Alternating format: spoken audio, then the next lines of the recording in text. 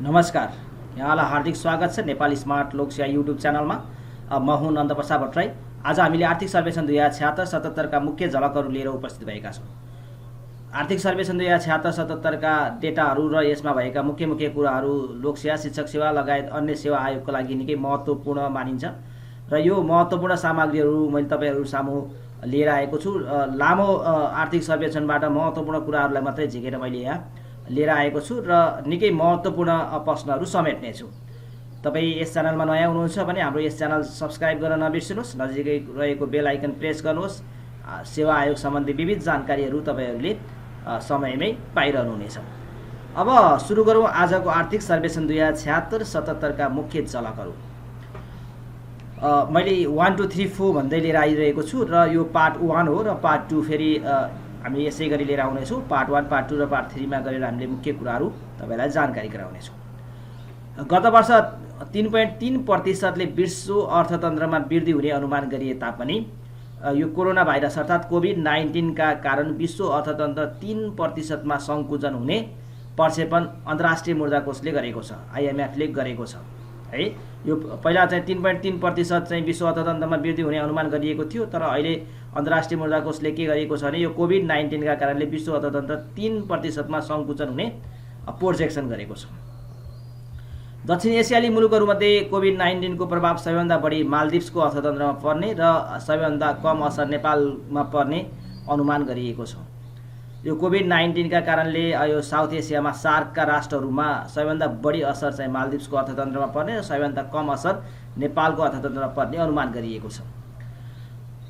3 number, आर्थिक वर्ष 2076-77 मा कुल ग्राहस्थ उत्पादन यो आधार मूल्यमा 2.27% ले वृद्धि हुने अनुमान गरिएको छ र यही उत्पादन मूल्यमा भने 2.28% ले वृद्धि हुने अनुमान गरिएको छ। यो 4 नम्बरकोमा आर्थिक वर्ष 2076-77 मा कृषि क्षेत्रको कुल ग्राहस्थ उत्पादनमा 27.6% र गैर कृषि क्षेत्रको 72.4% रहने अनुमान गरिएको छ। यति योगदान रहने चाहिँ अनुमान गरिएको छ। यो निकै महत्त्वपूर्ण छ। कृषि र गैर कृषि भनेर हामीले हैन यो जीडीपी को योगदान चाहिँ जान्नु पर्दछ। यसभन्दा अगाडिको आर्थिक सर्वेक्षणमा नेपालीको प्रति व्यक्ति आय पर क्यापिटा इन्कम 1039 अमेरिकी डलर रहेको थियो र अहिले बढेर 1085 रहने अनुमान गरिएको छ। आर्थिक वर्ष 2076-77 मा कुल ग्राहस्थ उत्पादनमा सबैभन्दा बढी अंश बागमती प्रदेशको 35.8% र सबैभन्दा कम कर्णाली प्रदेशको 4.3% रहने अनुमान गरिएको छ। यो चाहिँ यो प्रदेश वाइज 7वटा प्रदेशको हेर्दाखेरि सबैभन्दा बढी बागमती प्रदेशको देखिन्छ र सबैभन्दा कम चाहिँ कर्णाली प्रदेशको देखिन्छ। हालसम्म कमर्सियल ब्याङ्कको शाखा पुग्ने स्थानीय तहहरू 746 वटा पुगेका छन् र प्राविधिक कारण भनिएको छ बाँकी 7 वटा स्थानीय तहमा कमर्सियल ब्याङ्कको शाखा पुगेको छैन। अब अर्को जाउँ, 2076 फागुन मसान्तसम्म 27 वाणिज्य ब्याङ्क रहेका छन्, 23 वटा विकास ब्याङ्क रहेका छन्, 22 वटा वित्त कम्पनी, 79 वटा लघु वित्तीय संस्था, एउटा चाहिँ पूर्वाधार विकास ब्याङ्क गरी 162 ब्याङ्क तथा वित्तीय संस्था सञ्चालनमा रहेका छन्।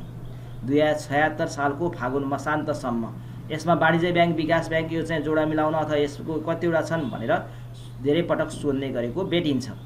अब प्रश्न नम्बर 10 तर्फ गए म। 2076 सालको फागुन मसान्तसम्म 40 बीमा कम्पनी, 34,837 सहकारी संस्था, कर्मचारी सञ्चय कोष, नागरिक लगानी कोष र हुलाक बचत ब्याङ्क समेत सञ्चालनमा रहेको पाइन्छ है, रहेको छ।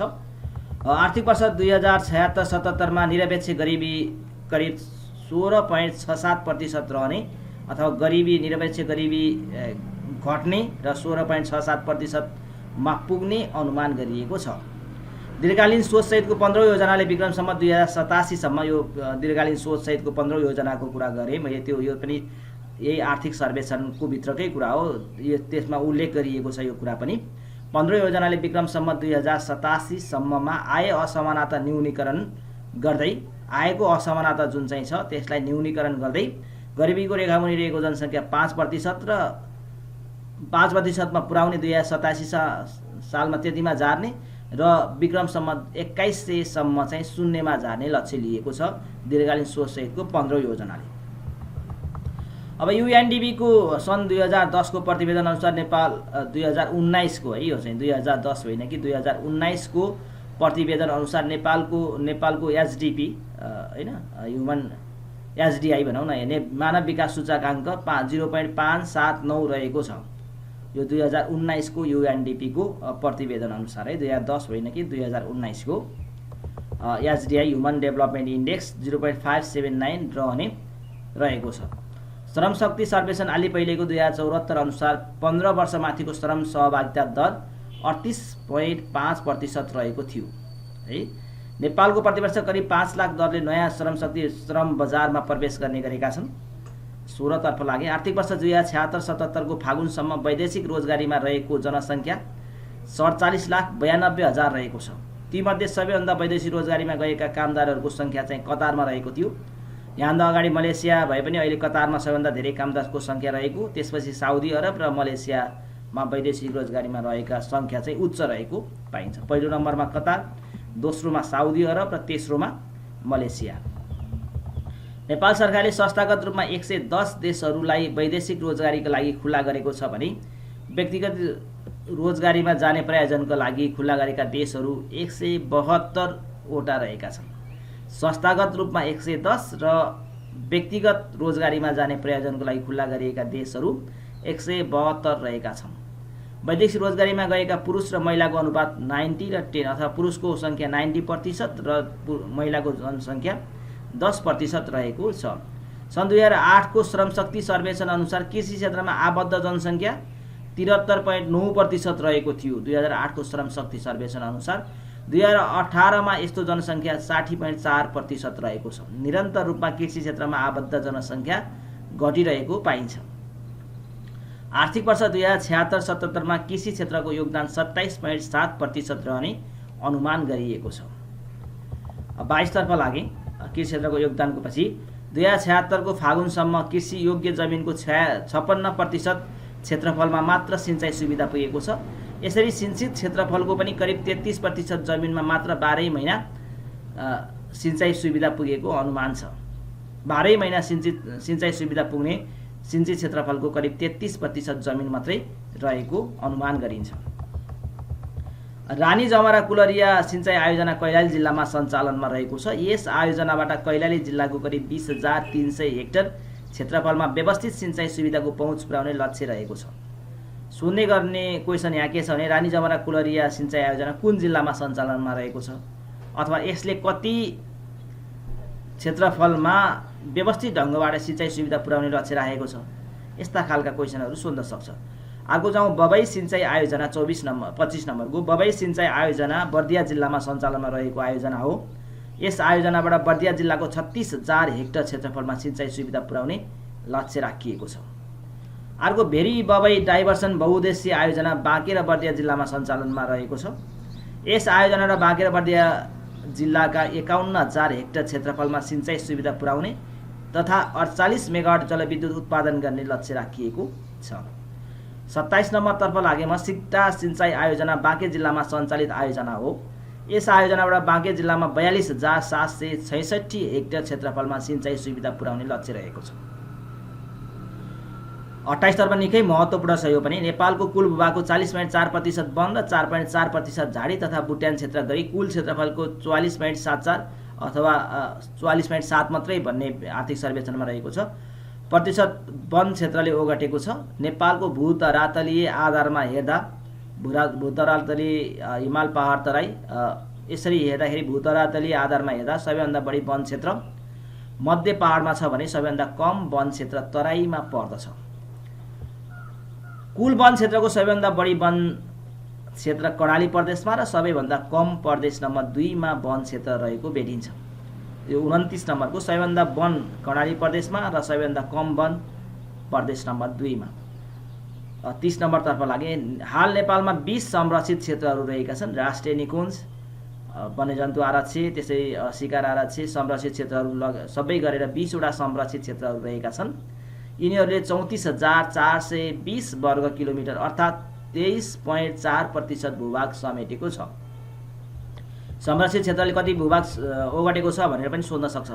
त्यसकारण यो आर्थिक सर्वेक्षणमा भएका सम्पूर्ण डाटाहरू हामीले सबै मा उपयोग हुने गर्दछन्। धेरै कुराहरू समेटिएको हुन्छ यसमा। अन्तर्राष्ट्रिय महत्त्वका 10 सिमसार क्षेत्रलाई रामसार सूचीमा सूचीकृत गरिएको छ, जसमध्ये 6 सिमसार क्षेत्र संरक्षित क्षेत्रमा रहेका छन्। 10 वटा सिमसार क्षेत्रहरू जुन चाहिँ रामसार सूचीमा सूचीकृत भएका थिए, तीमध्ये 6 वटा चाहिँ सिमसार क्षेत्रहरू यो चाहिँ संरक्षित क्षेत्र जुन चाहिँ 23.4% भूभाग ओगटेको संरक्षित क्षेत्र छ, त्यो संरक्षित क्षेत्रमा चाहिँ यी 6 वटा सिमसार क्षेत्रहरू पर्दछन्। पछिल्लो वन्यजन्तु गणना अनुसार नेपालमा हाल 235 वटा बाघ, 441 वटा अर्ना, 645 गैँडा, 326 कृष्णसार, 198 घडियाल गइरहेका छन्।